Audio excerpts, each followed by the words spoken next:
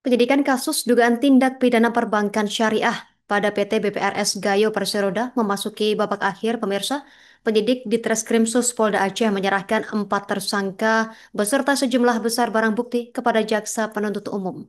Pelimpahan atau tahap 2 ini dilaksanakan di kantor Kejaksaan Negeri Aceh Tengah pada Jumat 10 Oktober 2025 kemarin, dan kasus ini disorot karena praktik pemberian pembiayaan murabahah kepada nasabah fiktif yang terjadi dalam rentang waktu November 2018 hingga April 2024. Informasi lengkapnya sudah terhubung bersama kita rekan Alga Mahate Ara, jurnalis Tribun Gayo. Rekan Alga Mahate, silakan informasi lebih lengkapnya.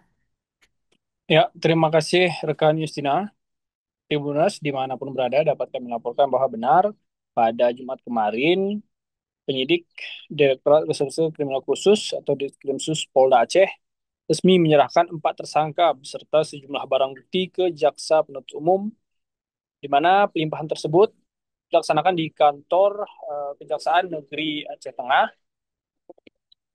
dan menandai sebagai akhirnya proses penyidikan oleh kepolisian. Nah, Ditkrimsus Polda Aceh, Kombes Pol Julhir Desetrian, melalui Kasubdit Kismondep AKP Supriyadi membenarkan bahwa penyerahan 4 tersangka tersebut di antaranya itu berinisial AP, SC, AY, dan DP. Nah, kasus ini merupakan kasus korupsi Bank Pembiayaan Syariah yang telah berlangsung sejak 2018 lalu, di mana kasus ini mencuat pada pertengahan April 2024, di mana sejumlah nasabah mengeluhkan tidak dapat lagi menarik sejumlah dana dari tabungan mereka di Bank Pembiayaan Syariah tersebut.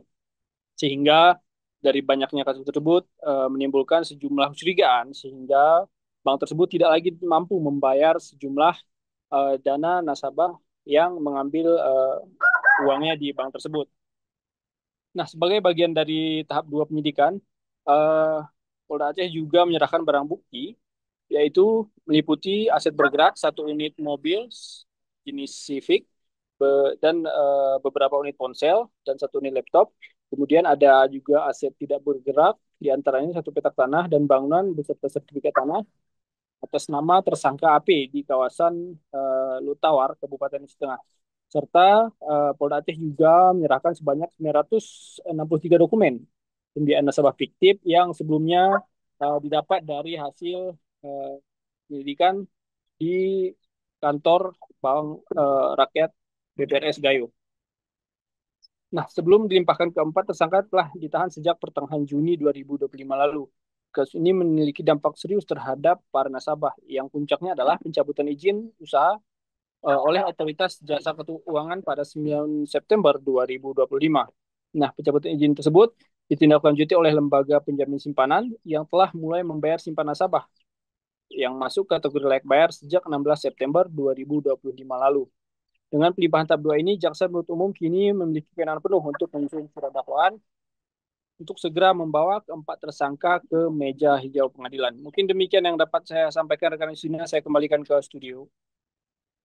Terima kasih informasi Anda, rekan Alga Mahate Ara, jurnalis Tribun Gayo. Kami nantikan informasi update lainnya. Selamat beraktivitas kembali. Download Tribun X sekarang, menghadirkan lokal menjadi Indonesia.